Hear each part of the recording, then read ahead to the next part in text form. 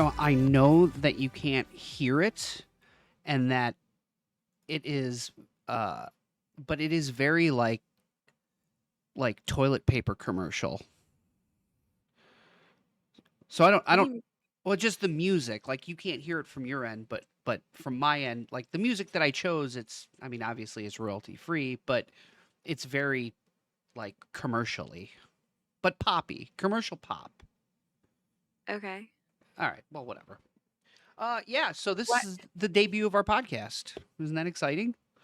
Yeah, very. Yes, welcome to Two Teas in a Pod. Um, see, it's a play on words for those that don't know, because my name's Tony, And my and name's Tralana.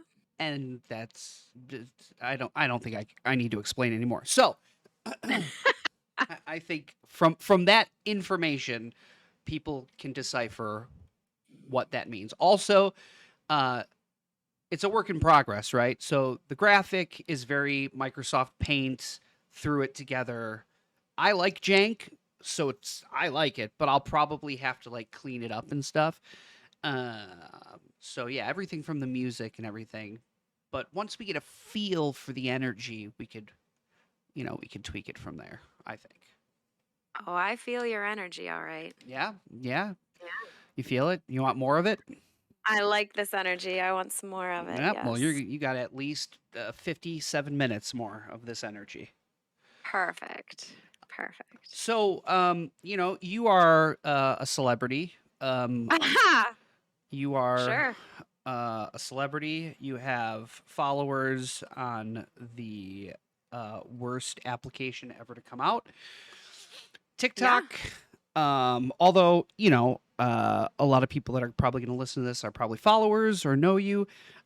You are one of the few TikToks that I like, and I mean, you've seen me open up TikTok on several occasions. Your video is always the first thing that plays.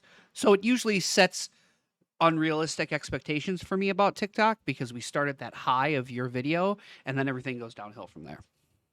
Right, right, right. So I know you have a bunch of questions and some things that people wanted to, you know, some information on regarding us, but why don't you, from your perspective, why don't you tell the story on how we met? Yes. So the origin story everyone wants to hear. So basically, um, there are specific questions about the origin story, but I think I'm just gonna like tell it, and then if I feel like I missed any of them, I'll fill them in after. I'll correct you. So sure, or you can correct me. Well, you don't know the questions unless you read them off of my TikTok. I did not. I went completely blind. I told you I wanted to go completely blind because I didn't want to like prep something or whatever. I wanted it off the cuff. Yes. So I have the questions, and I mean, you can obviously help with the story, but like, I'll have to verify that we answered all the questions. But anyway, so as far as the origin story goes, basically, I started out my TikTok with joke time with Giuseppe, and that is where a mutual friend of ours, Sean, found me and asked me to be a part of his podcast. And at first I was like, meh, I don't know. And then I was like, sure, I'll try it out. And so I guess what, back in October, I joined, maybe it was September, because I don't know if I met you on the first time that I was on. So either way, the end of September, beginning of October, I joined him on the podcast. And at some point, we were on the podcast together. And he would always pit us against each other in these ridiculous arguments, such as does tattooed skin We're not or doing non this. oh we are We're not. or You could or have used this. non-tattooed skin better taste better. You could have used so many different ones. You chose the one that still upsets me I to this mean, day. it's the best one to choose. So I wasn't gonna say who won it. I mean, now I kind of feel like I should because people are gonna want to know. But I'll leave it go. But anyways, so he would pit us against each other on these ridiculous arguments, and we're both very competitive, and I would win, and Tony would get upset, and that is how our friendship started. And then I took a liking to Tony, and so I started harassing him to mess up his TikTok algorithm, and I would send him horrible videos of, oh my gosh, I can't even think of the word for it. Thirst? Thirst Yeah, traps? thirst talks. Thirst Yeah, like thirst talks. talks. Yeah. But obviously of like men, not even of like women. Right. And The only then, ones I would want to see. correct, obviously. And so I would send you thirst talks just to like mess up your algorithm and whatever, and do my sly flirting. And then Which I was I don't know, completely oblivious to. oblivious to. Like I'm over here shooting my shot. You had no idea So whatsoever. I'm going to fill in some blanks because there's some things that I, from my perspective, I should probably explain. So Sure. at the time, I was in a relationship, Yes. and it was a very complicated relationship, um, and I was not paying attention. Like I didn't pick up on things, and I'm just doing these fun podcasts. I will say that the only reason I really wanted to do the podcasts with Sean was when I started doing them with you, because then I was like, oh, but it was more of like a the dialogue was good, Yeah. the segments were good, and you seem to think that I was somewhat funny, and of course I love it when people can laugh at me. That's one of the greatest joys of my life. So because of that, I'm over here thinking, yeah, this is great. Um, and she's cool, and she's got good perspectives, and I like it, and I like arguing and things. So that was where I was at that moment. So I'll let you continue. Sure.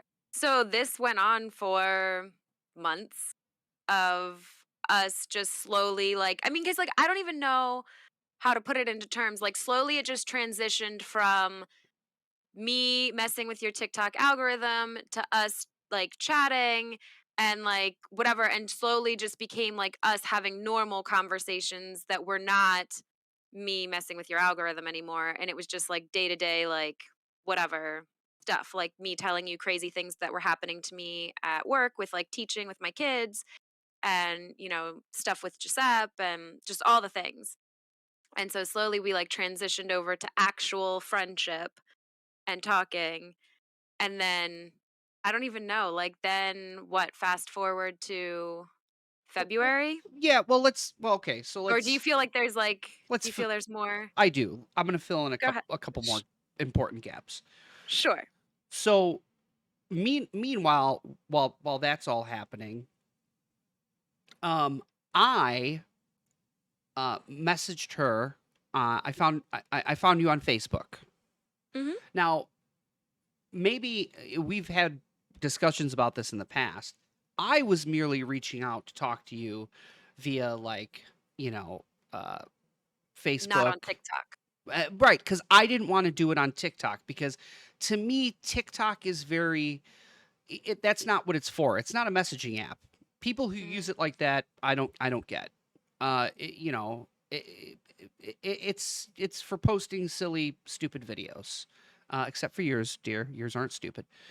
So so I wanted to communicate in a friendly way via Facebook, and you did not see it that way. Oh, for sure. So, I mean, I'm sure this is probably unique to me as a human, but I don't cross platforms with people.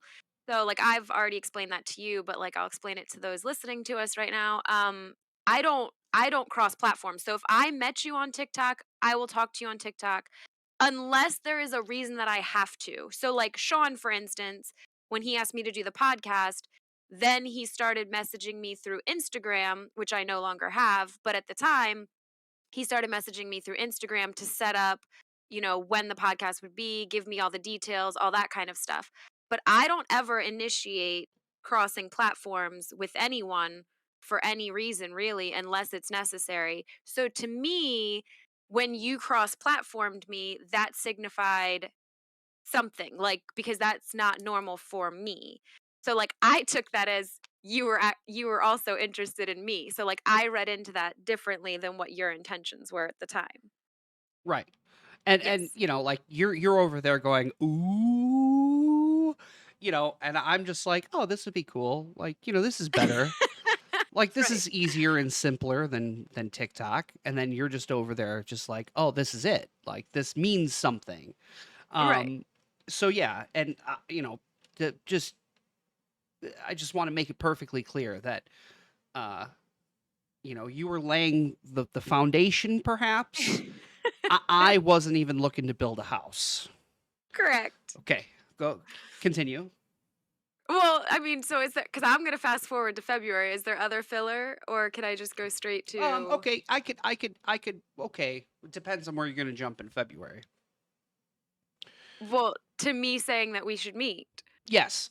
So okay, so let's back to me. I was in a very complicated relationship. Communication was really not very good. There was some things that I wasn't really feeling in that relationship, and it was it was I I I would consider it a somewhat serious relationship. I mean, a pretty serious relationship, but it didn't feel that way.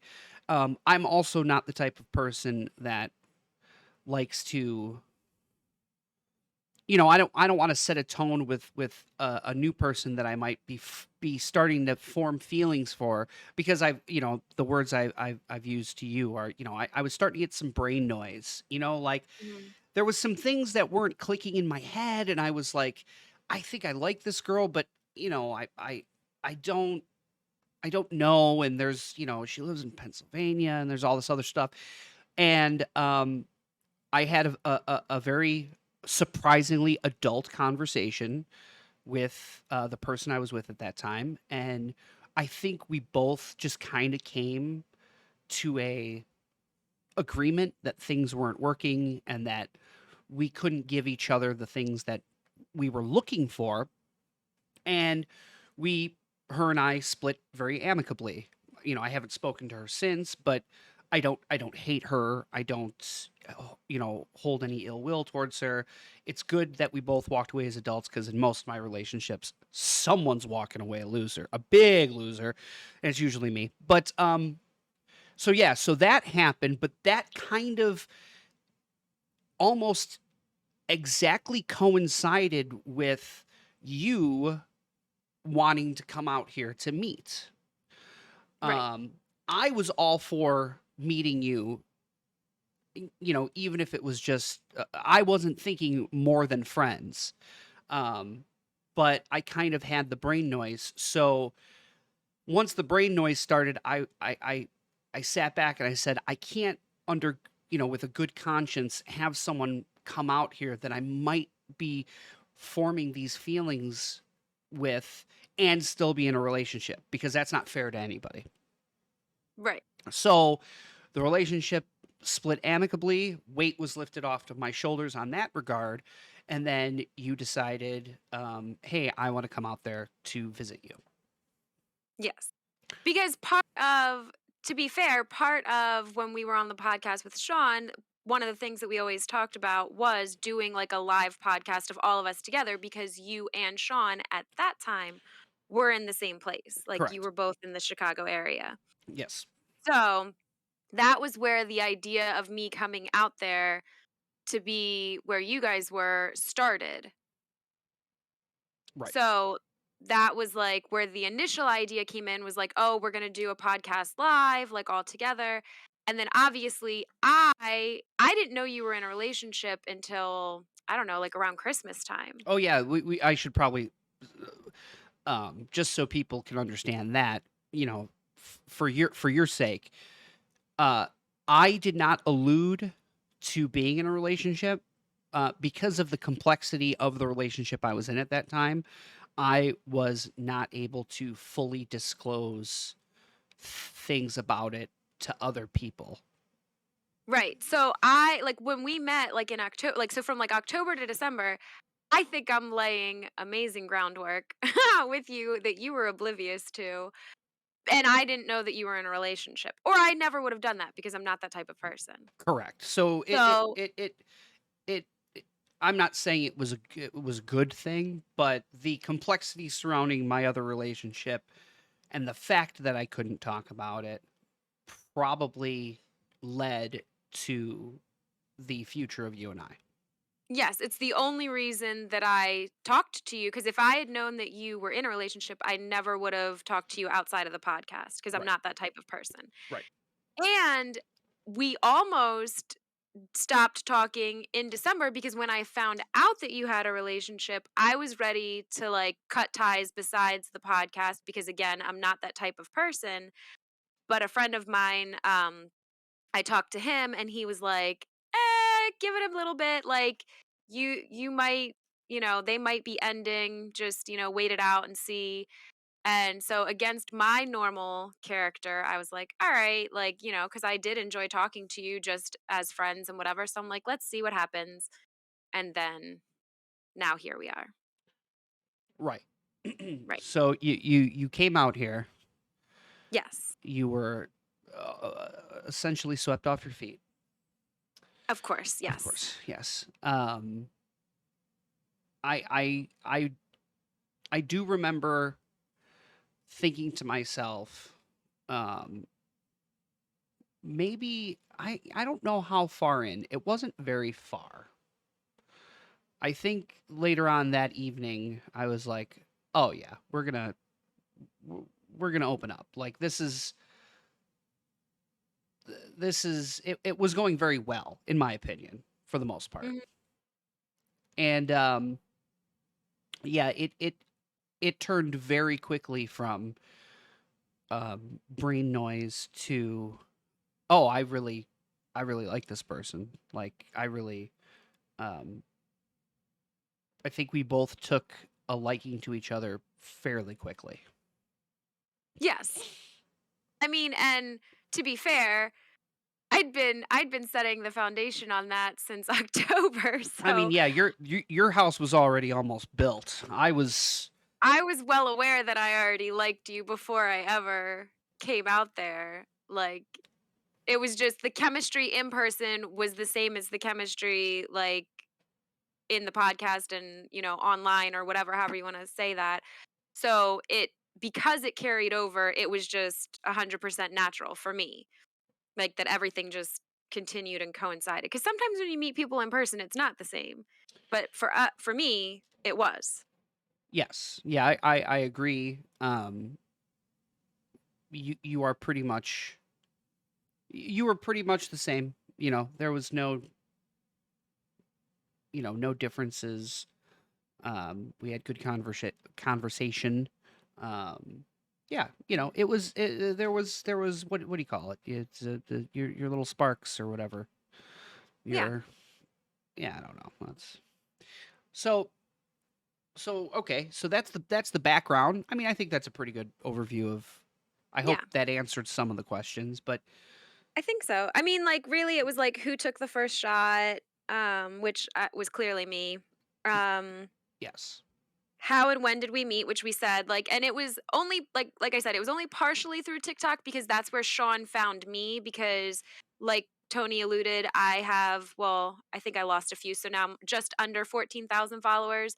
But I have about 14,000 followers. Sean found me earlier on in that. I think I was like around 10K when he found me.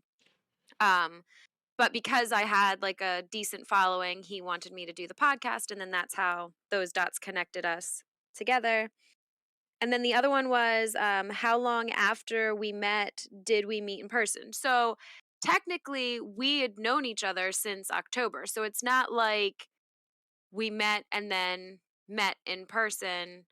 There was whatever that is, like 6 months. No, wait, Um, like about like 4 4 months, or 5 4 or months. 5 months Yeah. of like us talking as friends and whatever before I ever came out there. And then one of the other questions was like, what is the distance? So I live in Pennsylvania. He lives in Chicago area. We're about 10 hours apart.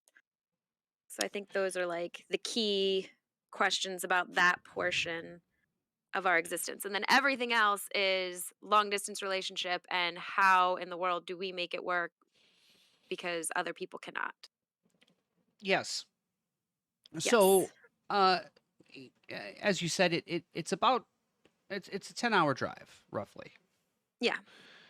Um, I am fortunate in my life currently where I can do my job from anywhere. Mm. I just need to bring my laptop. So I think a lot of hurdles that most people face in long distance, we we're fortunate enough to not have to worry about. So, if you're working a, office job or a, a 9 to 5, like your job, you can't do your job from anywhere. You have to do it in the classroom. So, I can just get up and go. Now, yes, I have kids of my own. I have my youngest son that lives with me, but as long as I can, have his mother watch him for a couple days or something along those lines, I could pick up and fly or drive whenever I want. So Yes. that is one thing that helps in our situation. The other thing that helps is we're adults, Yes. right? I think if we were under 30, it would be a near impossibility because when you're young and you don't have the experience and the patience and the emotional investment in something like we do, then that will always win against the relationship, you know? Um, Well, and to be fair, I think that our communication is also what helps bridge that gap as well, because you didn't even want to ever do a long distance relationship again, because again, on Sean's podcast, part of what we learned about each other was we had like specific episodes dedicated to each of us and previous long distance relationships that failed. yes, So we both already knew what that felt like, is like, all the things. And you didn't want another long distance relationship. Actually, like, that was one of the like hurdles that I had to convince you of, like, to even give us a try, because you didn't want another long distance relationship. correct. I didn't. I like I said, I think age is important. The long distance that I had a few years ago was with somebody significantly younger. Mhm. And that individual, who, looking back on it, I understand where they were coming from. Mhm. They just were not able to survive that long distance relationship. I was, you know, willing to work hard and make it happen. But again, I'm older and wiser and more patient.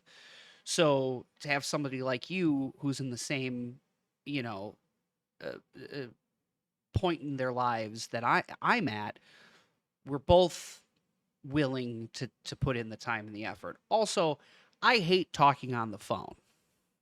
Mhm. Anybody that knows me hates. I like I or knows that I hate talking on the phone. I think that I've personally I've had to change some of my behaviors to be successful in the long distance relationship because if we're not talking to each other on the phone and we're not seeing each other, we're not going to survive on emojis and you know text messages. So Right. we talk fairly often. Not every day, but there a lot of days we talk, and then when we do talk, it's like 4 hours on the phone. Mhm. Um, and we do see each other fairly often for a long distance relationship. As it stands right So, now, we're trying to do every 2 weeks. yes, which one of the questions that I didn't touch on yet was, how is Giuseppe about it? Because obviously, like, everybody knows Giuseppe from my TikToks. And that's one of the great things about this is that Giuseppe, that was one of my fears, is when Giuseppe met Tony and his sons, like, would everyone get along? Like, how would that piece go? Because obviously that can definitely change the course of a relationship as well. Um, and so Josep absolutely loves Tony and his boys. And they're all close in age. So, Giuseppe is 12 going on 13, and Tony's boys are 14 and 15. So soon we will have three teenagers right in a row. That'll be a good time. Um, Yeah. and so so, like, that aspect of things has made it easier too. So, when I'm going out there, like you said, like, when I'm coming out there, I'm bringing Giuseppe with me, like, I don't have to worry about not bringing him or, him being miserable while we're out there or, anything of that nature because not only does he want to come, but, he loves coming and he likes seeing you guys and wants to see you every bit as much as I do and more. So, like, that has definitely also helped the situation not be a problem. Yeah, we we are fortunate in the fact that the the child aspect from both of our lives is a non-issue, at least from the perspective of, you know, no one needs convincing, and no one, no one dislikes or whatever, because that obviously, like you said, that would be a huge problem. Like if Giuseppe was like, no, I hate it out there, I don't want to go there, he's mean or whatever, then yeah, I mean that would pretty much be be a deal breaker.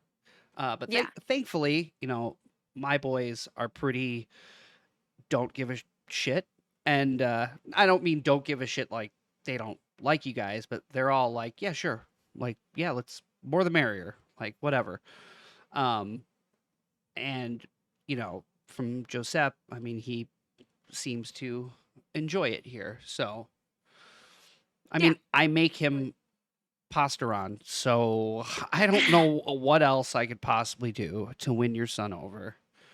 The That key to his heart is pastaran, in fact. Yes. Yes. So, and I've still got boxes of it in the cupboard waiting. Good. Good.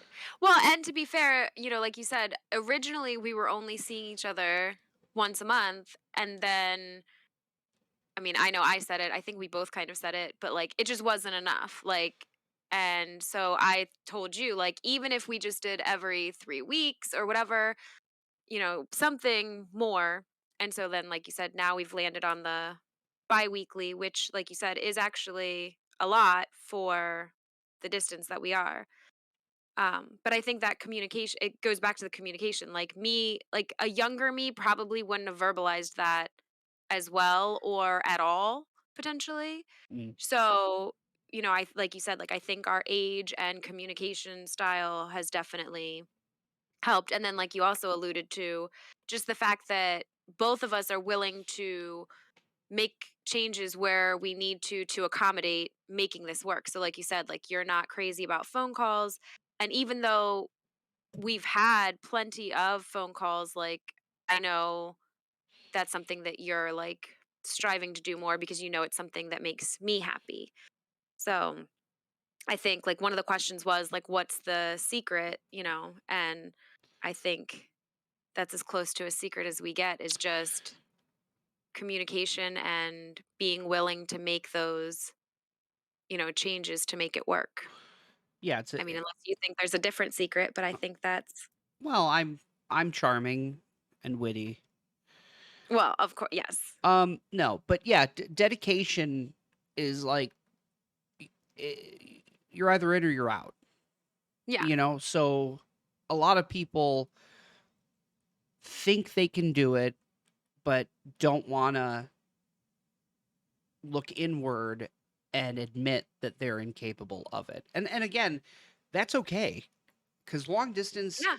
isn't going to work for a lot of people. I mean, it doesn't statistically, but Right. I don't think that's because of a lack of, you know, feelings or whatever. It's just a lack of. It's like people who can't stick to a diet aren't meant to be long distance. It's the same thing. Like if you can't stick to a diet or you can't, stick to a schedule, or if you're one of those types of people, then long distance just isn't for you. But if you're willing to put in the time and you're willing to put in the dedication, the distance is just a mathematical, you know, hurdle. It's not that can be overcome, but you have to want it to overcome. Yes. And I also think that you have to really seriously sit down and decide, is this something, or is this person worth the effort? Some people aren't worth the effort. Yeah. And I had that moment with myself.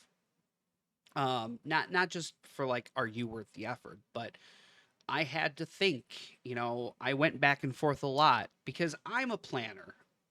I like to know what's going on in a year, in 2 years, in 5 years. I like a roadmap. I like to know what's going on. And if it changes, that's fine. But at least I want an outline of something we can decide on. So, okay, you live in Pennsylvania. What's the plan? I don't want to Right. get into a relationship and be like, well, we'll figure all that shit out. Like we weren't even dating officially. And I was like, okay, so let's say we get into a relationship and we want to make it work. What's the plan? You live there, I live here. I'm not moving away from here. Mhm. Are you willing to relocate out here? Then it was okay, what the kid situation, from my perspective and from your perspective. What are we doing here? So a lot of that stuff had to be communicated. You can't leave those kind of things up to, chance, or to, oh, we'll figure all that out. We'll figure that out later. It's like, no, because I don't want to invest all my time just to find out in 2 years or a year and a half, or whatever the case is, that, oh, well, I can't leave Pennsylvania. Or, oh, I don't have the ability to see you more than once a month. Like those are things that we needed to hammer out and hammer it out real fast. So Mhm. so that I could make an informed decision on if that's something that I could do. So we did talk about it, and you were upfront and with timelines to the best of your ability, and what our plans were. And they changed a little bit from here to there, and that's okay because we can adjust. We can adjust the recipe, but I at least need to know how to bake the cake first. We can Right. we can tweak that recipe, but I need to know like what we're doing. And we did. And that worked. So the secret, so to speak, is dedication and clear-cut expectations. Mhm. Super important. Absolutely. I agree. One of the other questions was, is it hard trusting someone that you don't live close to? Well, so I have a GPS tracker implanted in her neck. Right. With That us with that a, will self-destruct. yeah. So yeah, it's on my phone. I can just hit the button and her head explodes. Right. Yeah, so again, I think this is based on the person. I am not a jealous person. Mhm. I don't get jealous. I it things don't bother me. If you don't give me a reason to be jealous or think you're untrusting, then I will trust and give you the benefit of the doubt until proven otherwise. So I don't think it's hard. But again, we're adults. If Yeah. if you're still in that 25-year-old mentality of, oh, I don't want you hanging out with that boy, or I don't want you hanging out with that girl because I'm not around, or whatever, that's crazy to me. Like adults have I think at a certain point have a different perspective on that. So I don't get jealous. I have no worries or reservations.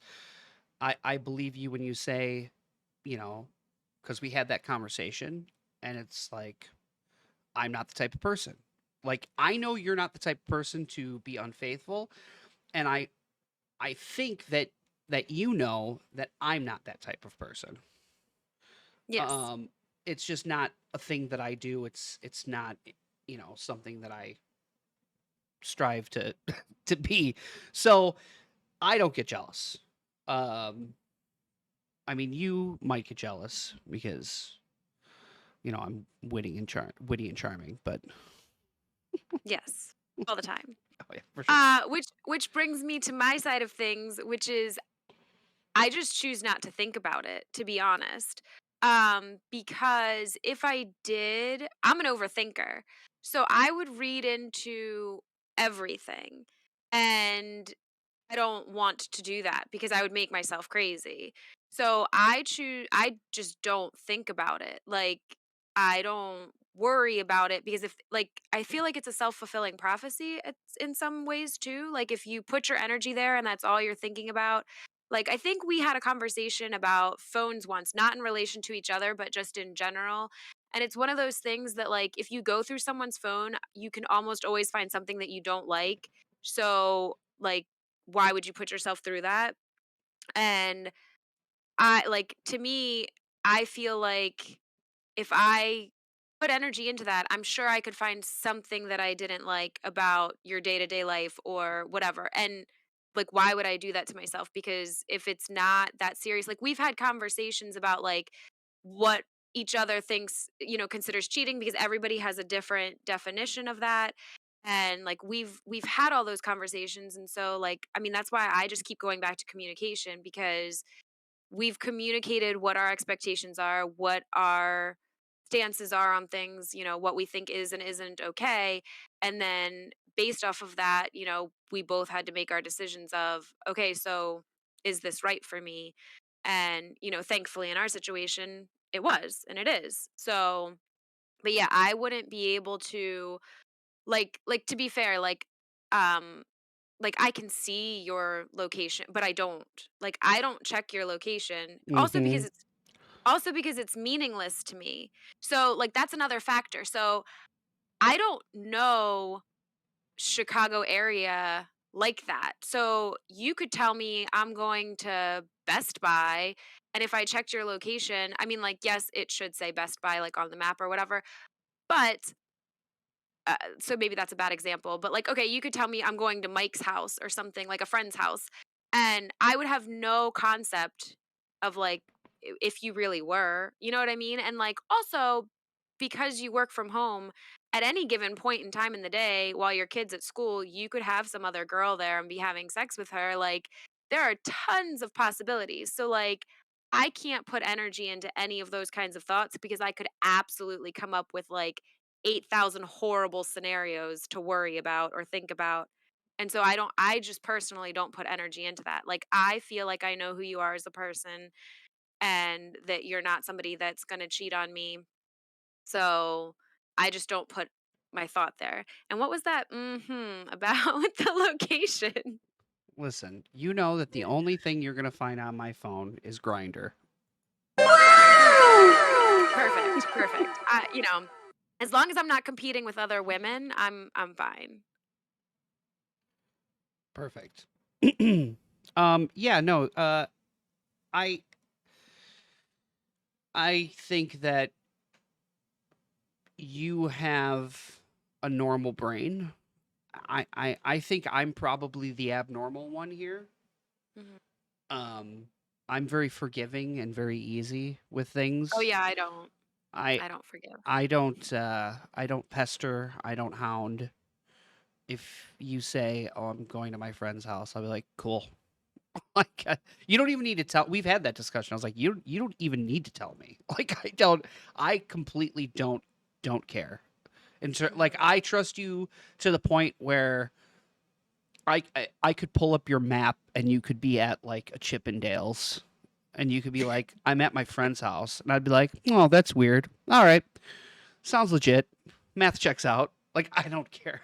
Like, I think from past trauma and a lot of my relationships, I was always very, I mean, don't get me wrong, I can turn into a psycho real fast. But a lot of times I have gone to like extreme lengths. But again, as long as I don't get a weird, tingly feeling in my stomach, or, as long as I don't feel like something's off, I will totally give you the benefit of the doubt. But the moment that little voice in the back of my head, or it's like, well, that doesn't really add, all it takes is one thing, and I will turn into a mad person. And I've been upfront and honest with you about that. I've told you the lengths of which I'll go to be crazy.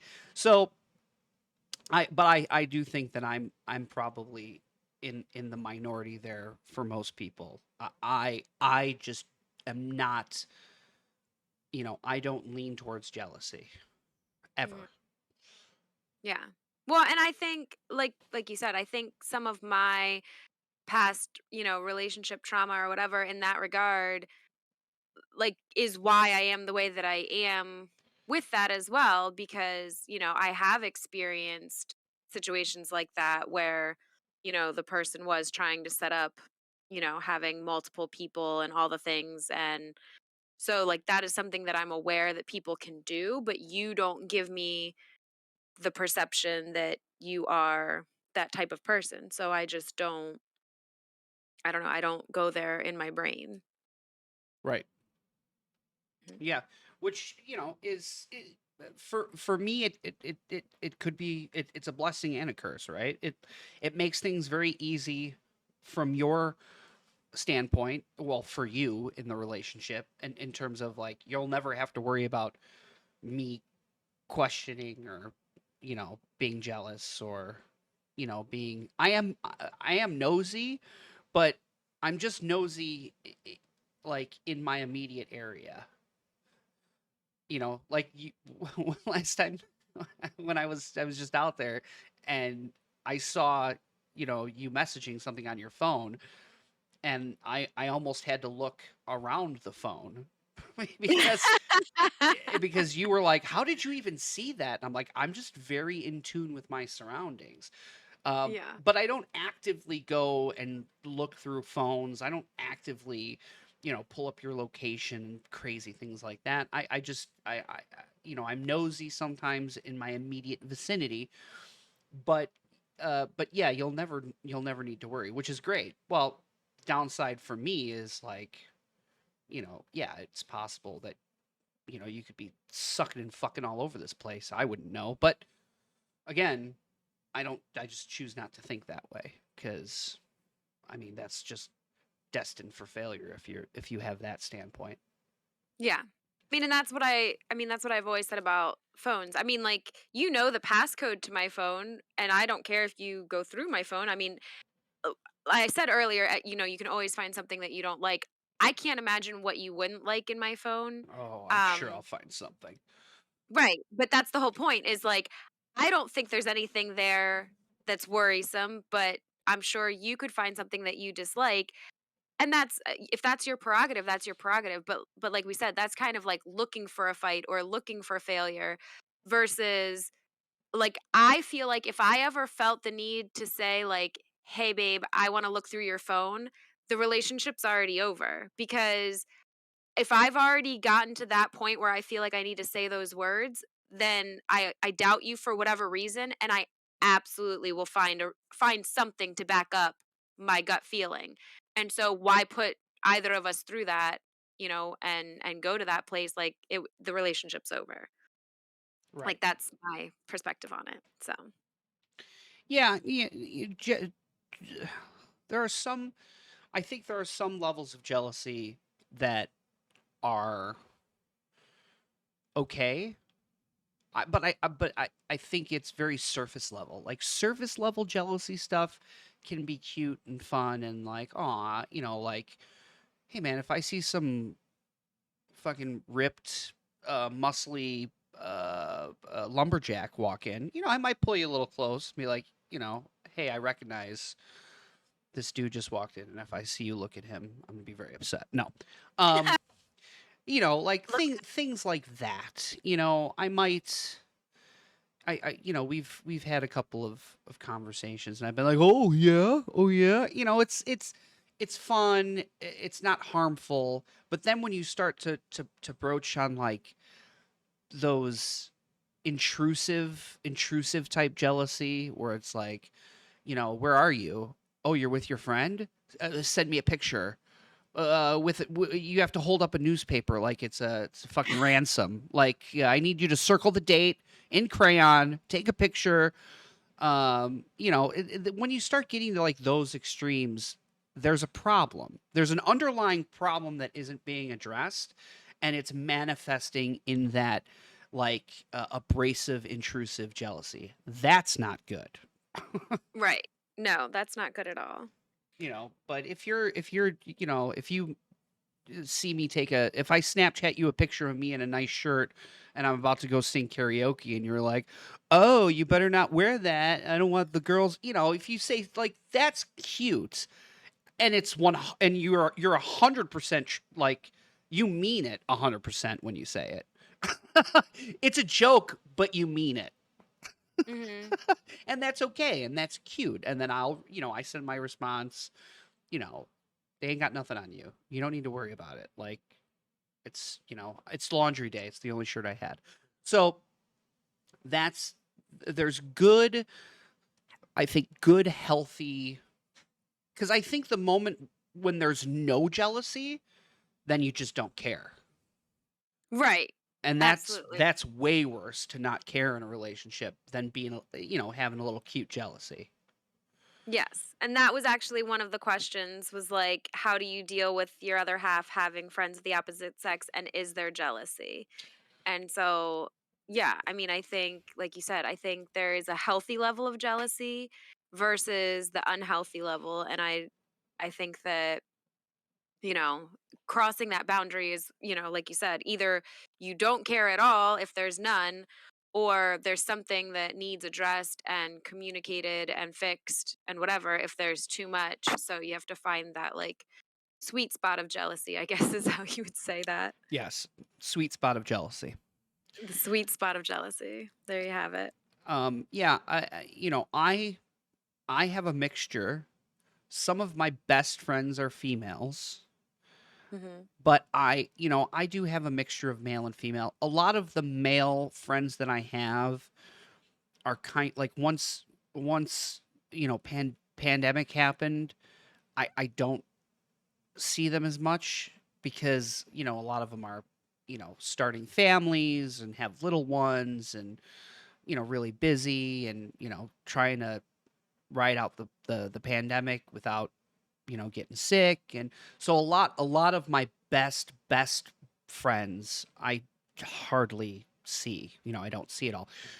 My the few friends that I do see are predominantly female. You've got Crystal, you've got Anna, who actually I haven't seen or talked to. Actually, Anna texted me something the other day, um, asking me how you were and all this other stuff. But anyway, but yeah, I haven't seen her. I generally see Crystal and Matt. One of my few male friends I actually see regularly. So yeah, I think that between the two of us, I am more of a. It's actually interesting because if I think if the average person who didn't really know much about us saw the two of us, they'd think you were the social butterfly out, you know, having a good time, and I'm the hermit who stays inside in the dark. Like, but it's not. It's actually very much so the opposite. Yes, you are absolutely the social one of the two of us. Yeah. Well, I think we're both social in the environment, but like in terms of like going out and like, because believe me, I love staying home and vegging out and sitting on my computer. But one of the, and maybe because this thought occurred to me the other day, and this might make more sense because we've talked about this. Do you want to know why I go out, or I try to go out once or twice a week at, to get out of the house? We've discussed that I get bored sometimes, Hmm. Yeah.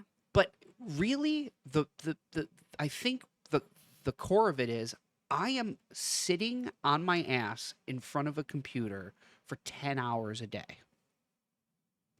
A lot of that is work, a lot of that is YouTube and bullshit, but I'm like forced in front of these screens every day, and I get burnt out by sitting and like looking at a screen. And then when work is over, what do?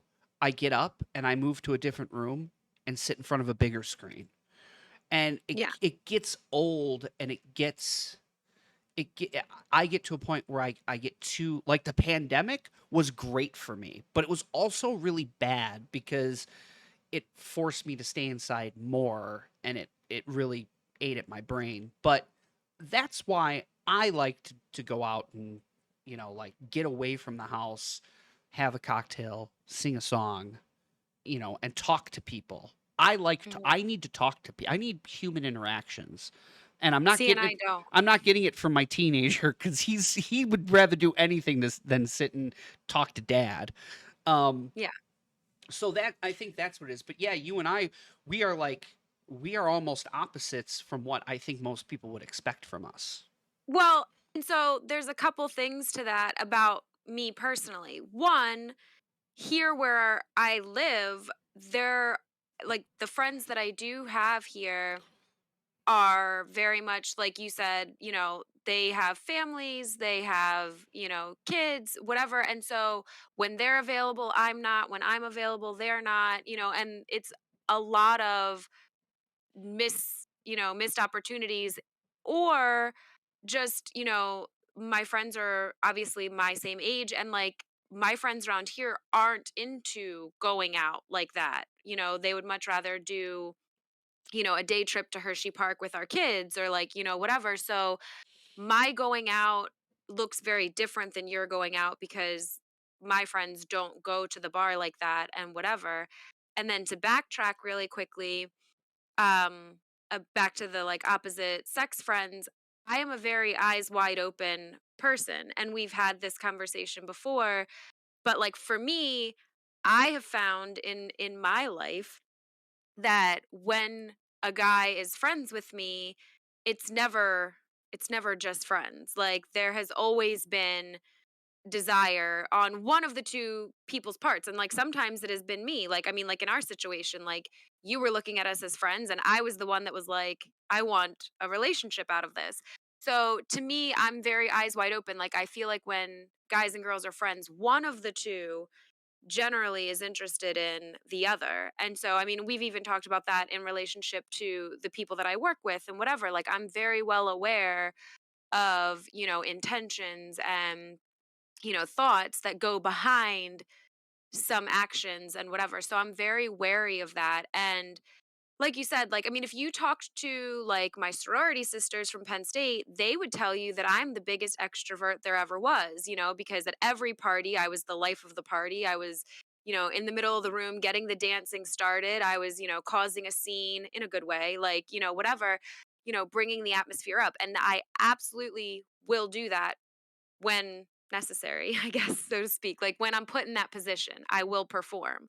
Or when I'm with people, or or when I'm with people that I'm comfortable with, like I will absolutely, show my true personality and all the things when I'm comfortable. But the minute that you put me with people that I'm not comfortable with, or people that I don't know to know if I'm comfortable with them or not, like mum's the word. Like you won't hear, then I become the biggest people watcher in the world, and I will just observe everyone and everything until I either make a decision to be comfortable or not, or if I'm out, if enough alcohol gets in me, and then I am comfortable either way, um or whatever. But yeah, so for me, That's the difference, and so often when I need out of the house, I'm going out of the house, but not in the same capacity as you. I'm not going to a bar or whatever because I won't go to a bar by myself.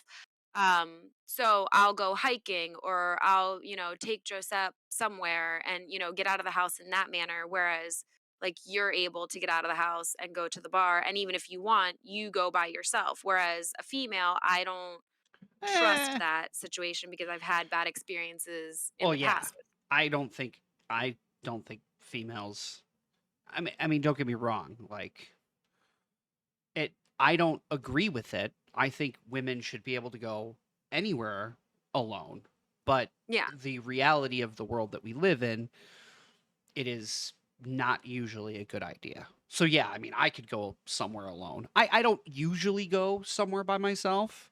Like Mhm. very rarely do I go. And if I do, it's the dive bar up the street from my house just because it's right by my house. Um but yeah, I think that the differences in men and women, like, I think I'm an outlier, but I think most men uh have this thing in the back of their head that says that all women want me, and any relationship that a lot of men have with the opposite sex is usually an ulterior motive. And I Yes. think that's generally a male thing. I don't give a shit. I can be friends with women, men, women who identify as men, men who identify as women. I don't care. Yeah. Like it does not bother me. Like I like in fact, I like conversationally, you know, and I see a lot of my female friends as like sisters, Mhm.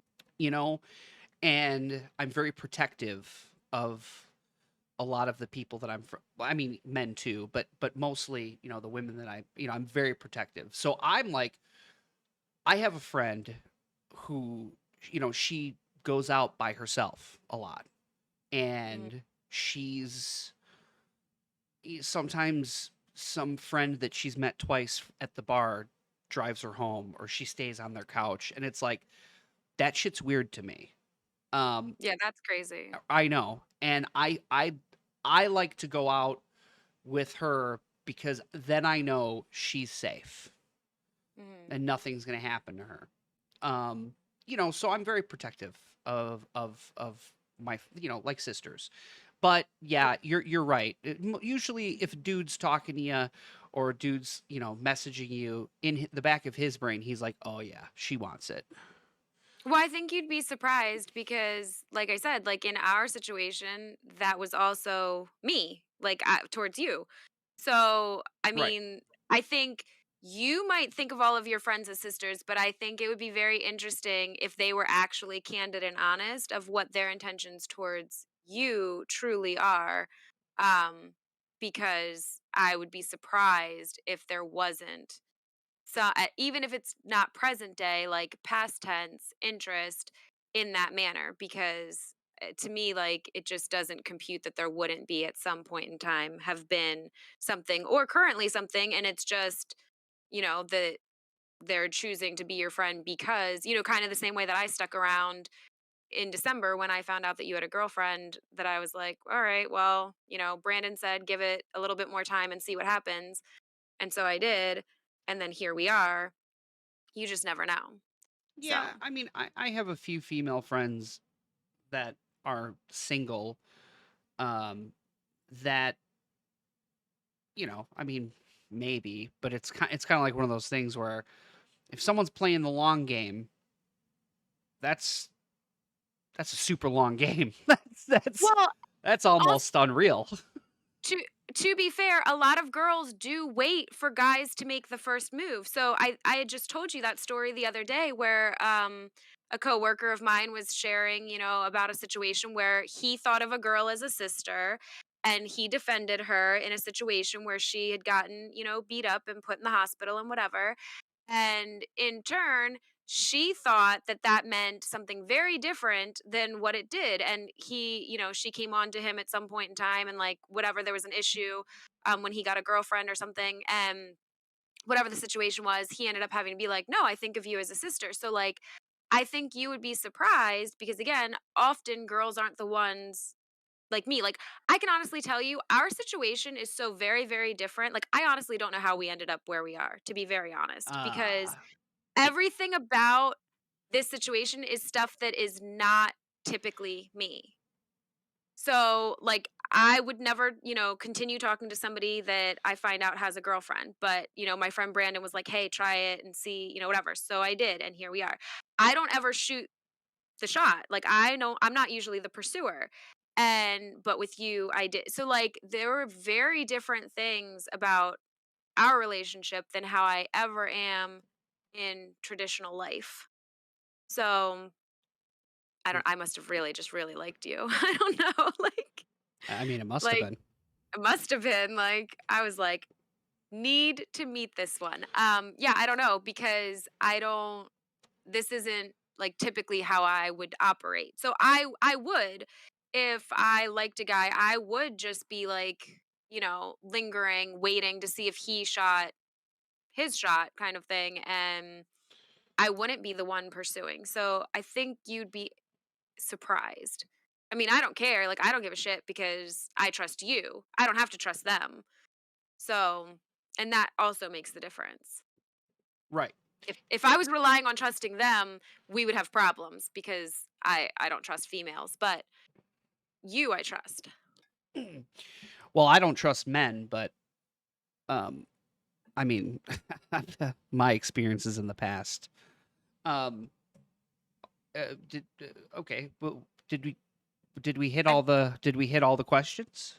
No, I was waiting to finish the topic. Okay. Yeah. Yeah. Uh Pros and cons to long distance. What are some pros and cons to long Are we distance? each gonna do our pros and cons? I mean, I think we can just yeah, like piggyback. Yeah, because I think obviously I think my pros are gonna be a little different than yours, but Yeah. so here are the pros for me. Mhm. Um, I think that anticipation makes the heart grow fonder. I Mhm. think even though it sucks going a couple weeks, I mean we've gone a month. Um, Yeah.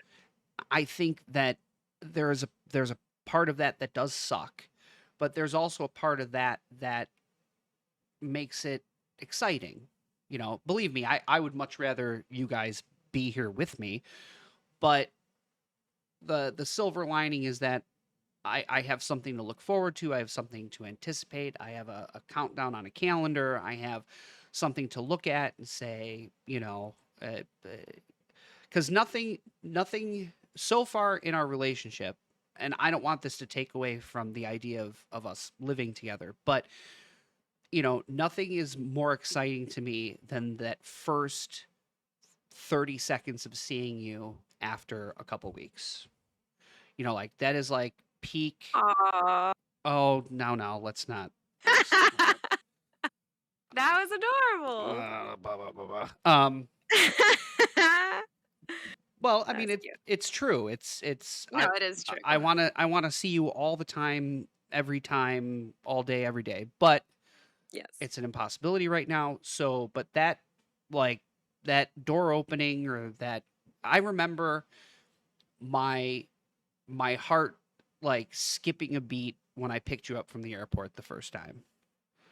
Mhm. Because I was so excited. I was really nervous, even though, Yeah. I'm sure you didn't know that I was nervous, but I was super nervous. And, I kept thinking the whole time, like, she's going to get in this car and like decide she doesn't want to come and she's going to hop on a flight and go back home. Um, Thankfully that didn't happen, but um, that's a pro. I think another pro is not that I because we've talked about this. It's not that I don't have the ability to change, but I do like the idea of like I don't want to say like a separate thing, but I like the idea sometimes that I still have my own space. But, Mhm. I not like I'm not willing to expand that. It's just, I like my root I like my current routine because I'm very routine orientated. So I like the routine that I have. Um, Obviously, in the future, that routine's going to change, and I'm totally okay and open for change in that regard. But as it stands right now, I like knowing, my work, what I'm going to be doing here, what I'm doing when I get off of work. We're going to stream, we're going to play a game, we're going to do a podcast. Like that routine part of it, I like. So those, I mean, those are really the big pros that I can think of. Cons are going to be pretty obvious. It's the, yeah, I can't see you when I want to see. Like there are moments when something will happen, or I'll have a funny situation at work, or today I bought a car and I wish you could have been there to see me in action. um those type There are like life situations that happen that I want you to be a part of, but you just can't be. So you have Yeah. to hear my stories secondhand, or whatever. um there are moments when I wake up and it's like I wish you were there. So that stuff does suck. Yeah. It's sucky. I think the older we get, I'm very impatient, not impatient. I'm very um instant gratification. And Mhm. if I can't get that instant gratification, whether it be seeing you or hugging you or kissing you or talking to you, it bothers me. Yeah. What about you? So I feel like we're opposites. So no, I feel, I guess, I mean, and that's probably like, I mean, to be fair, my past trauma speaking, but like the absence makes the heart grow fonder. I definitely have struggled in the past with like abandonment, and I'm very much like an out of sight, out of mind person. So like that is a fear of mine, is that because we're not together, that that is going to cause us to grow apart, or like that, like, okay, so like I'm missing big moments, and like if I don't get to be a part of those moments, then like that separates us and like will pull us apart. Now obviously, like you just alluded to, like you're filling in that gap by like that, like telling me the story after the fact, or we send each other pictures of like something that's going on, or like whatever. um, but that is a definite con for me, simply because of, like I said, like that past, trauma or abandonment, or, however you want to word it, kind of thing. And then your second pro of like getting to keep your life the way that it is now, and whatever, is actually one of my other fears that we've discussed, is that, how will our lives blend together when we do inevitably get to live together? And will that be a problem?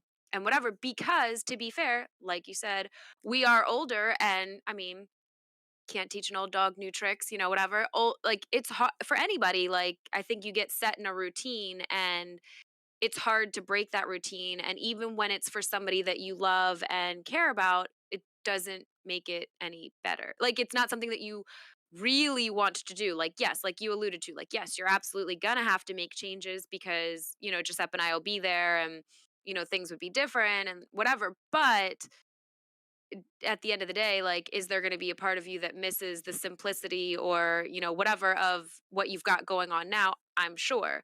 So, like, and the same for me, like, I'm a very routine based, person. Like, I mean, you can ask my best friend and she'll tell you, like, there's three places that you can find me. And if I'm not one of those three places, then I'm probably dead in a ditch because somebody's abducted me. Because I live a very routine life, and so obviously, like that, like that's going to be, a change too, like accommodating, having you and your boys and all the things all the time. But it's something that I want, but that doesn't mean, I mean, kind of like they always say, like, even positive life events are stressful because they, create that change and, whatever. And it doesn't mean that it's not a positive change. It just means people don't handle any change the best necessarily. So, like, that's something that we've discussed. That's a fear of mine.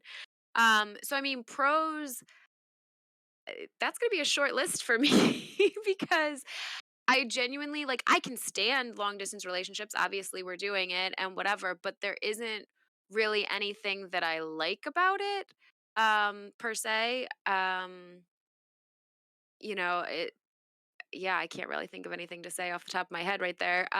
But I mean, con wise, obviously, like, yeah, whatever. I mean, I will say, like you said, that first couple minutes of seeing each other each time is like the best thing ever. Um, like whether it was me getting off the plane and coming to find you, you coming to the hotel room here, you coming to my house, like whatever, like all the times that we've gotten to see each other, that initial, couple minutes is always the best because it's like all of that like built up anticipation is just finally coming to fruition, and I don't think there's anything better than that. I mean, obviously, I love being with you the rest of the time too, but like that initial, you know, is definitely amazing. Yeah, I mean, especially the first 15 minutes the last time I was out there. Yes. Yes. Definitely those 15 minutes. Well, that I mean, people are gonna think that was dirty. That wasn't dirty. It wasn't dirty. No, no, that was about 45 minutes after. No, No. um, um, yeah, I we've discussed me and my, because I'm more of an extrovert, how it's going to be, and I've told you, I am all for changing that routine. Um, uh, as long as the there's gonna well, you guys moving and us living together, we'll have enough things to do and occupy. The dynamic changes in a good way. You know, Yeah. I don't. I go out because, like I said, I crave human interaction, and that's never going to change. But adding you and Josep to the mix, well, that's human interaction. That's things to do and things to experience and explore. So a lot And of not sorry, not to cut you off, but I was going to say and like you alluded to earlier, with your son not wanting to spend time with you, Josep is still very much, even though they're close in age, like he is like, I guess you would say like more immature in that sense. Like he hasn't hit the like teenage, I don't want anything to do with you yet phase. right. And if anything, I would say Josep, instead of getting jealous of me spending time with you, he's jealous of you spending time with me. Like he wants all of your time and attention. So yeah, like when we're out there, he is going to monopolize any time and attention he can of yours. Yes. Continue. Yes. And that's I'm fine with that. I welcome that. You know, my kids being a bit older, not terribly, a couple years. But yeah, my kids are very much, self-sufficient, stay to themselves. I talk to Nicholas a few times a day, and it's usually to get him to get up off his ass and do something like, Mhm. a chore or something. Um, but yeah, I am all for the change in scenery from that regard. So, Well, you, and also, it's not like when I'm out there that I'm asking you not to leave the house or not to go out. I too do like to go out, so it's not like it's something that we can't still do together as well. So it's not like I'm asking you to like cut that part of your life off or whatever. Yeah, it'll be less frequent for me, but still, it's still, I mean, we could do a whole episode on music, but yes, Yeah, yeah, you are correct. Uh, right. I don't foresee it changing super drastically, but I will, you know, I do foresee that some habits of mine will more than likely change. Yeah. We have a couple more questions yet. Um We're gonna the run. next one, We're gonna run very long. I know, that's why I specified that we still had a couple to go so that you would know. Okay. Um so the next one is kind of related, but it's how do you build a relationship with each other's children? And so I mean, I think it's different because none of our children are young. Right. So like they're all at like a more established age, all that kind of stuff. Like they don't need babied. Like even though like I just said, like Joseph wants your time and attention, he too is very self-sufficient. If you put a computer in front of him, you will lose him for hours or days, whatever, unless there's pasta ron involved. Yeah. Um, but I think, us just creating moments, to spend time together. So, like when we were out there last time, we did family game night, which was hilarious. And go ahead, were you gonna say something? No, no, I was laughing. Oh. Oh, okay.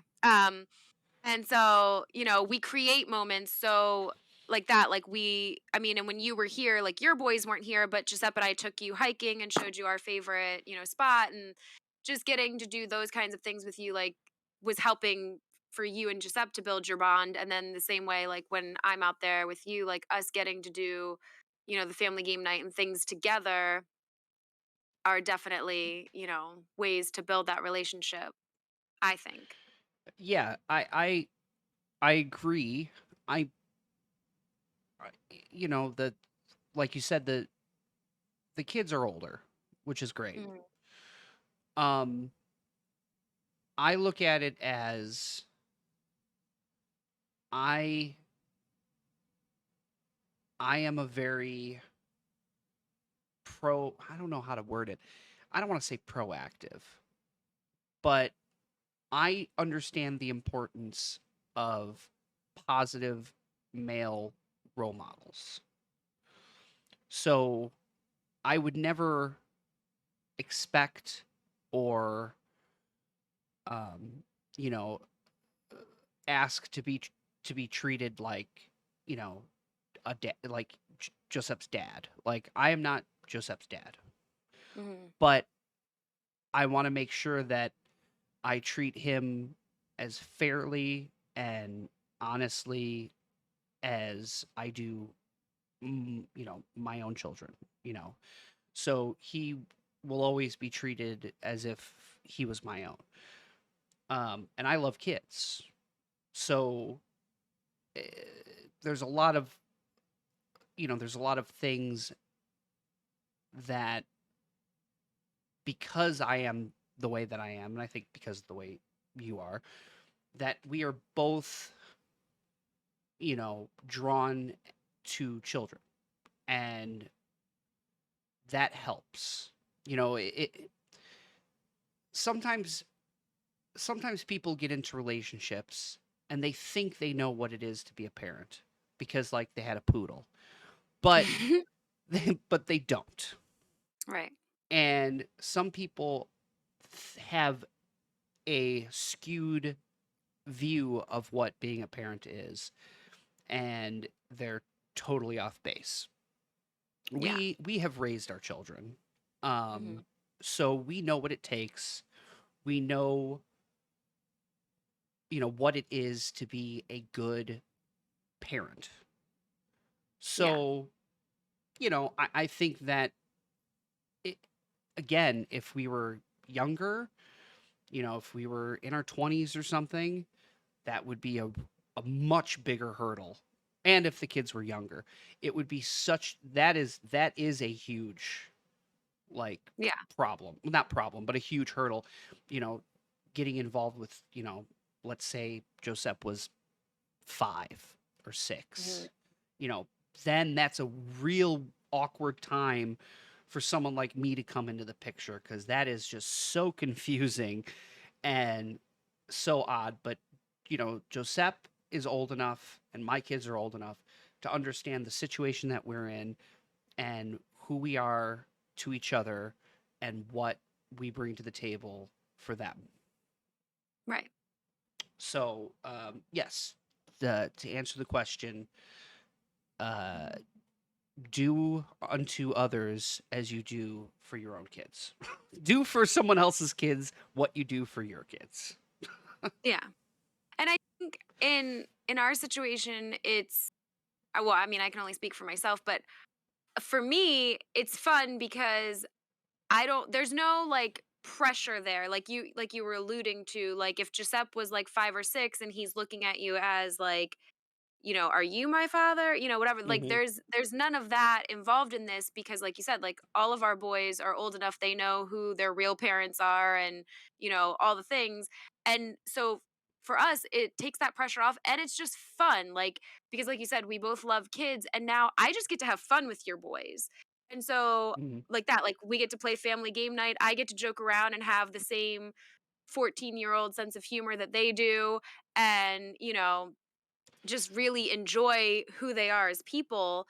And then still like that, like if they would ever, obviously if they would ever want to come to me and talk to me, on a serious level, absolutely I'm there. But like otherwise, I just get to have fun and spoil them. And, like I mean, that's the best part. Yeah, Like, I agree. I also think that my kids are sick of all my of all my shit, and mhm, now I get to uh, experience all of the dad like things for someone new. So like my magic tricks or my music or my whatever, like all the stuff that my kids are like, oh god, dad, we've seen this a million times. It's like I have new people. I have people to wow and impress with my mediocre talents, and then but eventually, I mean, he'll get sick of it too. But for now, I get to bask in the glory of you know new experiences and new things that my kids are sick of. yes. Yes. No, he loves it. So then the next one was like, how do you decide who's going to make the sacrifice to move when the time comes?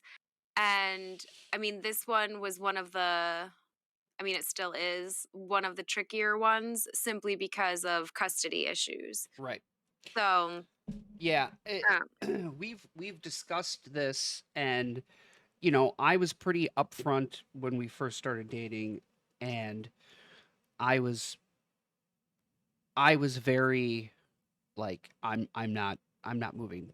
I'm not moving out to Pennsylvania with Nicholas. And yeah, the reason is there's two reasons. The first reason is Nicholas lives with me, but he is not my only son. My oldest son lives with his mother, and I couldn't move and not bring him with. Like without having the ability to bring both, I can't I can't justify moving, one child, especially currently with Ian's situation.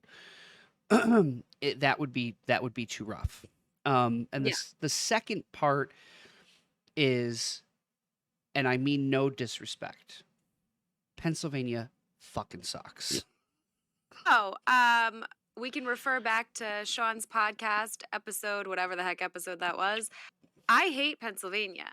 So again, I came into this relationship with the like precursor of I want to be the one to move. Right. And like I said, the only hang up with that is Giuseppe. So I obviously don't want to leave Pennsylvania without him. And for those of you that know me or follow me on TikTok or what have you, I am in the midst of a custody battle over Joseph. And so like that is one of the hang ups to me moving and relocating. And like, as Tony alluded earlier, like we had wanted the move to happen sooner. But it obviously has to happen later because we have to wait for all of this to pan out and kind of see where all the chips fall and go from there. But yeah, so that one was kind of easy for us because you didn't want to move and I did right from the start. So there was no real, you know, discussion, argument, whatever. It's literally coming down to custody and timing. Yeah. I mean, I don't even think we were dating, and that was part of the roadmap discussion. I was like, Yes. "What's the plan here?" Yeah. So yeah, so that was an easy one. Yeah. We both want all of us to live in the immediate area of where I currently live. Yes. Until the boys are old enough and then we can move away. Correct. Yes. Once they're all out of the house, there is nothing keeping me in Illinois. Yeah. Uh, We will move somewhere warm and cheap. yeah. So then what are some red flags? And I'm not really sure Red how to flags. answer that because it just says what are some red flags. I So I don't know. God. I mean, we could like for people who are wondering about long distance relationships, Well, I mean this was all yeah. what would have been a red flag to us that would have made this a improbability? Well, okay, so for me personally, if I felt like you were a different person than you are. So again, okay, so like past trauma, whatever. I traditionally have always dated people who have, presented one way in the beginning and turned out to be somebody completely different after the fact. And so with you, one of the things that is very helpful is because I've known you since October and well, especially helpful for me because you were so oblivious to me in the beginning, there was like no fear that you were putting on airs. Like you didn't even, think of me in that manner. So like there was no reason for you to be somebody that you weren't, to start. And then also because I've known you for so long and like, whatever at this point, the facade would have fallen at some point, to date if things were different. So for me, like a red flag would have been, if I got the impression that you were, putting on airs or that you were somebody, different or just looking for those like telltale signs of, things that I've dealt with in the past, like if you weren't really a good dad, because I mean, speaking from a single mom's perspective, it is super attractive that you are a good father. That's one of the very many qualities that I love about you. And so getting to witness that in action, like when I've been out there and seen you with your boys, like it's not just like a lot of people will, take a few pictures or make a post or even just tell you that they love their kids, but like getting to actually see it in action is something different and you can't fake that because even if you faked it, your boys wouldn't or, what it would show. So I think, for me, like that would have been a red flag if I had seen any kind of mismatch of things there. I mean, and just the mismatch in general is a red flag for me. Like if you present yourself in any kind of fashion that you then aren't, that would be a red flag for me. Um, and then I guess just also I mean, and you like okay, so I think it's funny that you always say about like unwillingness to change on your part because literally anything that I've ever come to you about and said like, "Hey, this is a concern or a fear or a whatever," you have like immediately addressed it or fixed it or whatever to the best of your ability. Um so I think it's funny that you always say like that you don't want to change or aren't going to change or whatever because you absolutely have and do. But that would be a red flag for me if you didn't, because it would show me that you weren't invested in the relationship. And that would be a red flag because, I mean, any relationship takes work if you want it to last. So, in a long distance relationship, that much more so, especially like right now, like while we're in the midst of, building everything. So, I don't know, those would be red flags for me. What about you? Yeah, just to speak on that. I've always tried to maintain from the very beginning. I mean, regardless of whether I was picking up what you were putting down at the beginning, like, I mean, it really wouldn't have mattered. Like, I try to I try to portray myself as openly and as realistically as possible. I don't like putting on a show or a facade or whatever. Like, maybe 15 years ago, but I'm too old for that shit. I can't. I just am. I am who I am, and that's it. And I think from the willingness to change part, I I'm not. I disagree with you because I don't think it's about change necessarily. Like, I'm not changing who I am. I'm just I'm just willing to compromise and facilitate, I guess, um like tweaks. Like, they're more like tweaks. Well, You've never been unreasonable.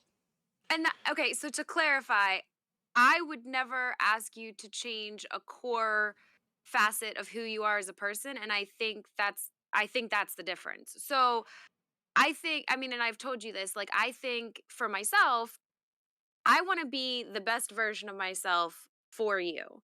So, no, like, I'm not going to change core, foundations of who I am as a person, but like if everybody has room for improvement. Like, nobody's perfect. So, whether you come to me and say anything or not, like, I'm always going to be striving to be the best version of myself, not just for you, but for me personally, like, because I want to be the best me that I can be. So, I think the same way with you. Like, when I've, said anything to you, it's not asking you to change who you are as a person, because if that was the case, then we just shouldn't be together. It's, like you said, like making those tweaks. Like, you don't like phone calls, and I'm like, "Hey, I really need those." And so you have, like, we talk more on the phone and whatever. So, like, those are, like you said, those are just tweaks or like minor changes, not anything like core shaking foundational, changes. It's literally just Right. little tweaks that are making this work, and The moment you make unreasonable demands, which I'm not saying that you would, I don't think you would, but I mean, that's when it becomes a problem. You said you came to me with a complaint, a grievance, so to speak. Hey, I know you don't like talking on the phone and you hate it, but I kind of would like to hear from you because obviously the distance is, you know, um, something where we should probably have more communication and whatnot. And that's not unreasonable. yeah. But if you were to turn to me and say, I need you to call me every night at 7 p.m. so that I can hear, like, then we start getting into like, it's a little, that's a little unreasonable there. That's a little bit of a, we've both, been flexible. I have called you more, or I actually, a lot of the times you call me, but we do talk more, and that is a direct result of that conversation. But it wasn't unreasonable. So Right. as long as a request is reasonable in my eyes, and I Mhm. can see it from your perspective, then I'm totally always willing to work on that and see what we're gonna do. We've had conversations about my emotional thresholds, and some things just don't. My brain is wired the way it is, and sometimes things don't compute to me. I have dude brain, and dude brain doesn't work the same as girl brain. And you know sometimes I need the direction. I need the but if you weren't as communicative, then I would never know, and then it would just fester and turn into a big problem. Yeah. And Uh, I'm absolutely an over communicator, so we're perfectly oh, fine. what? What? I would never say that. a good thing I did then. Yeah. Um, red flag for me. I would say that if if you and I in the beginning were, I guess if things were more, I don't know how to word this. I'm not very good with someone who's forceful, I guess. Like we've discussed like how certain things might, like I don't like being told what to do. Mm-hmm. I'm very much I'm going to do what I want and when I want, and I, not to say that I'm not here to communicate and talk and go through things, but I don't like being told what to do by anybody. And that's just from a lifetime of different traumas. So, I'm very much, I seek out, like, I guess, advice. I'll talk things through with, you, if I need advice. Like actually today, the car thing wasn't working for me, and I was giving him my best dad voice, and I texted you like this is not working out, and you you text me what's going on, and what's up, and I text you back. If it wasn't going in the way I wanted it to, you would have been the one where I would have gotten up from the table and made a phone call because I would have wanted your advice. I'm still going to do what I want to do, but I would have, usually I make pretty good choices in terms of things, and most likely you probably would have agreed with me. But um so yeah, so I think a red flag would have been if you were more, I guess, forceful. Like if you were ordering me to do, like, you need to come here next week, or you need to call me every day, or I need you to text me, when you leave the house, or think, create, like, keeping tabs on me. Like that is a big, makes my brain go nuts. Like Mm-hmm. I can't do it. So that's one. And maybe another one would be in general with a long distance relationship. I think if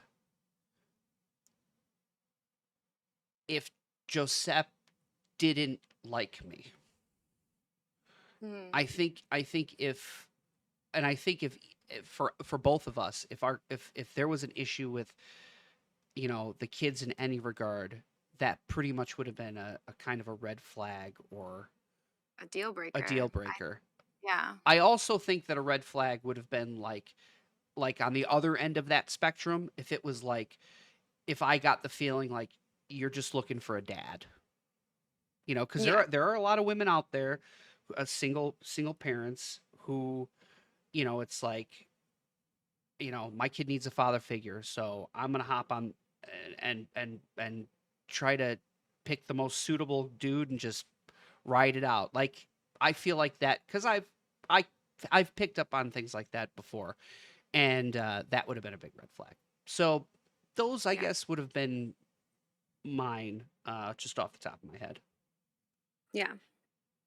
And then the last one is, how do you keep the spice in a long distance relationship? Grinder.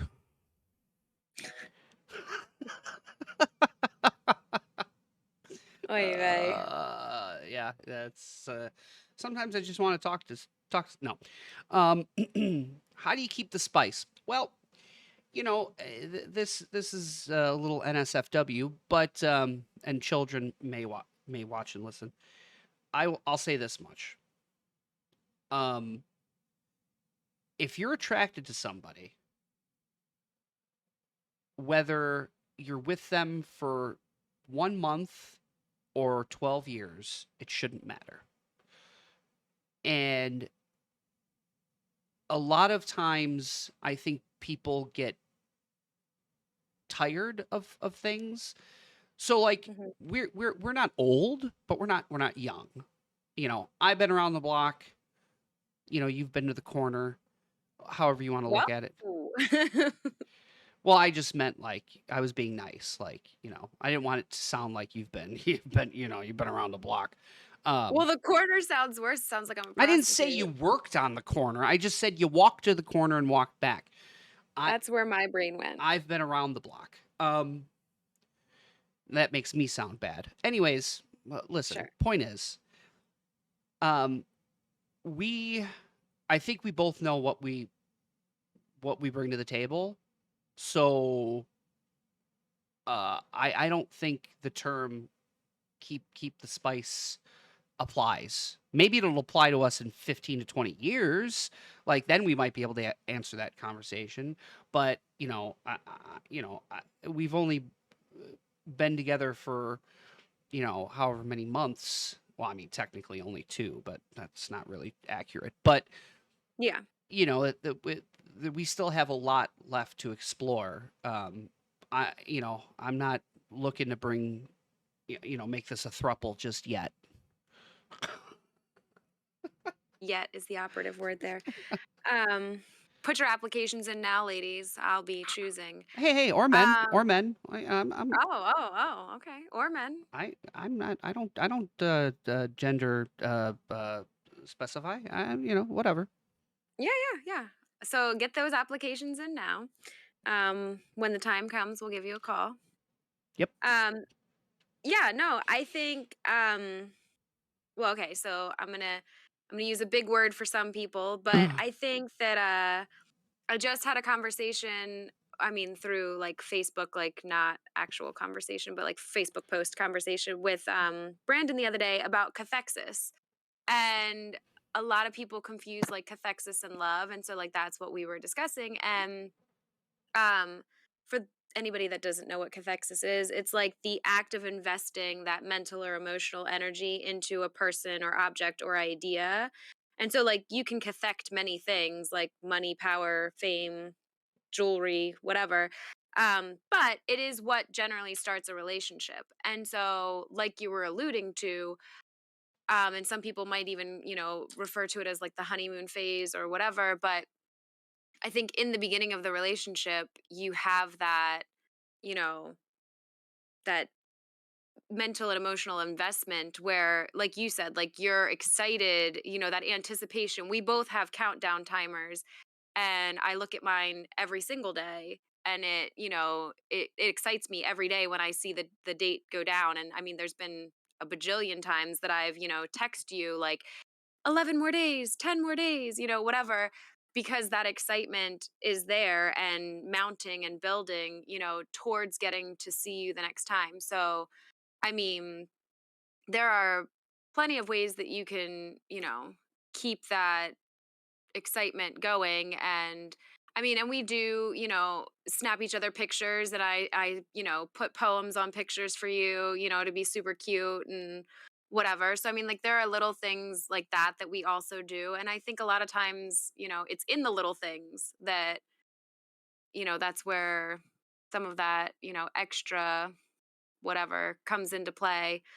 Um but yeah, so I mean, I think that like you said, like if we were already struggling to like keep each other interested, well, then we don't have that much of a relationship at all. Right. If the sizzle's already gone, Yeah. we don't have a lot to offer each other at this point. Yeah. So I mean, I think that's easy. And I think like you said, I mean, at the very beginning probably, our age is a huge factor in that, because I think I mean, I don't know, but maybe that question was coming from a place of like, you know, wandering eyes and hands and whatever, while we're apart kind of situation. And we don't have that problem, like I mean, we already said that, but like I'm not the type of person to want any side dudes or side chicks or, whatever. I'm not that type of person. So, uh, my focus is solely on Tony. So, all of my, energy and any capacity of that, like, just goes towards Tony. Like, I don't, it doesn't matter to me what else is happening or, whatever. So I don't need any Yeah, other whatever. we don't need to put on masquerade masks and go to knock 3 times on a door for a fucking eyes wide shut party. Right. So yeah, so I mean, like you said, maybe however many years from now that could be a thing, but Yeah, I mean, we've talked about it.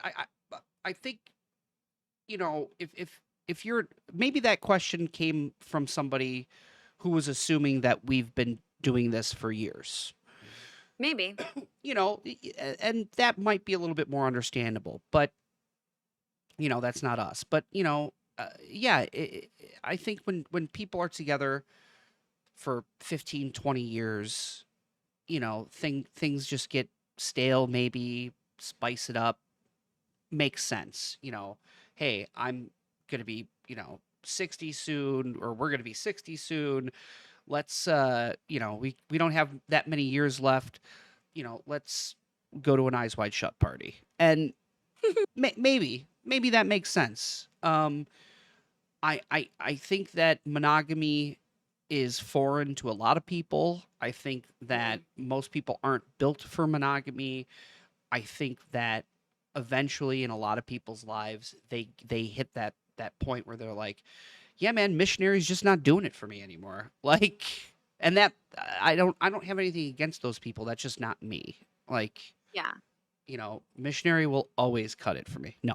Um the the the the the idea of spicing it up, I think, comes much later in life, or in a much longer relationship up to this point.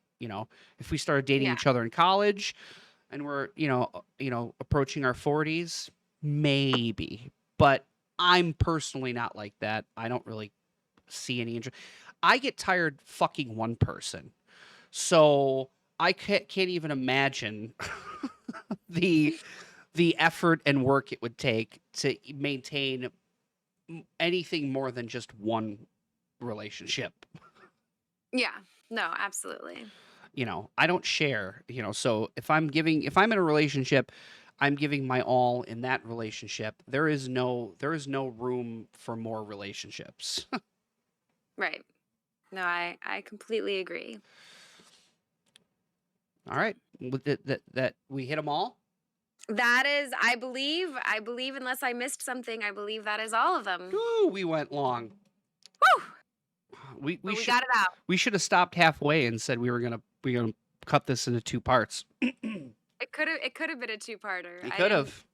I didn't realize we were gonna have so much to say about all of that. So All right. Well, are we plugging your TikTok? sure. If you don't already, you can follow me on TikTok at Nimiety949, which is NIMIETY 949.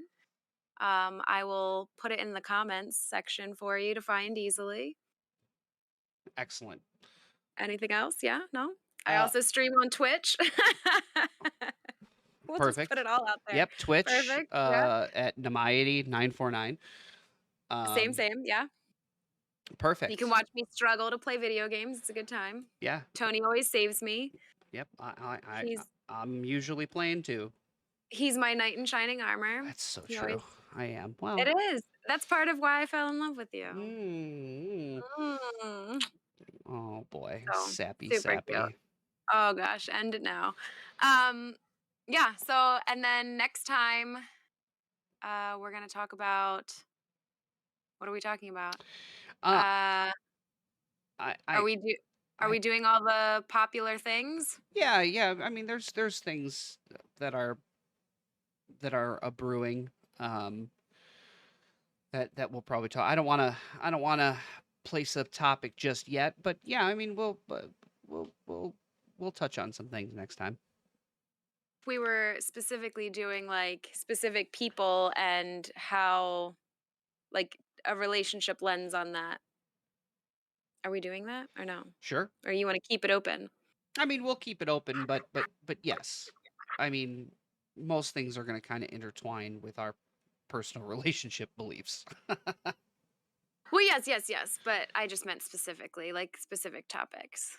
But yes, of Mm. course. I mean, that is two peas in a pod after all. Yeah, I know. Yeah. Uh, I hope everybody likes the graphic that I made. Yeah. I'm sure they will. It's super cute. Mhm. All right. Well, that's all. I will play us out. I'm Tony, I'm Tralana. and we're two peas in a pod. And just your daily reminder, it's us against the world.